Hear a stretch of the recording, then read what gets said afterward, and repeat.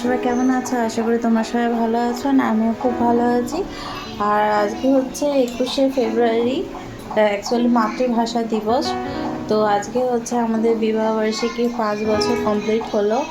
তো সেই উপলক্ষে একটু দুজনের মধ্যে একটু জাস্ট কি বলবো, মানে একটু জাস্ট ভালো লাগার, একটু টাইম স্পেন্ড করা, নিজেদের মধ্যে একটু ছোটোখাটো সেলিব্রেশন। কারণ বড় কিছু করিনি, কারণ অনেকেই তোমরা জানো আমার বাবা দুদিন আগে বাড়িতে এসছে, হসপিটালে ছিল, শরীর খুব একটা ভালো নেই। তো সেই জন্য মন মেজাজ খুব একটা ভালো নেই।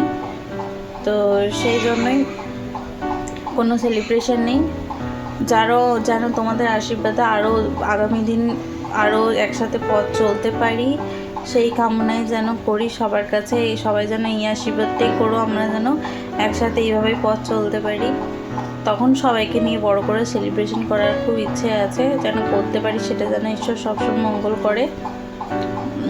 চলো আর দেখতে থাকো, কেমন লাগে ব্লগটা জানিয়ে কমেন্ট করে। আমি ভেবেছিলাম কি বলতো, তোমাদের দাদাভাই হয়তো এবারে অ্যানিভার্সারিটা হয়তো কাজের চাপে ভুলেই গেছে। তো সেই আমি ডিউটি থেকে এসে দেখছি একটা কেক নিয়ে সাথে চলে এসেছে। তো আমি তাকে বলছি চলে এসো ভেতরে, দেখো তোমার জন্য সারপ্রাইজ আছে।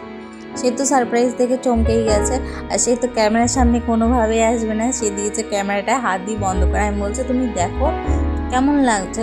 সে তো পুরো সারপ্রাইজ হয়ে গেছে, সে ভাবতেই পারেনি। তার পুরো রিয়েকশান তোমরা দেখেই বুঝতে পারছো। তো আমি একটু সেজে নিলাম, একটু রেডি হয়ে নিলাম, তো কেক কাটিং করবো বলে, কারণ দুজনেই তো সেলিব্রেট করবো, আর কিছু তো করার নেই। তাই জন্য একটু রেডি হয়ে ঢং টং করে নিলাম। কেমন লাগছে আমায় কমেন্ট করে জানিও। আর এই ড্রেসটা কিন্তু আমার নতুন ড্রেস। কেমন লাগছে সালোয়ারটা একটু কমেন্ট করে জানিও।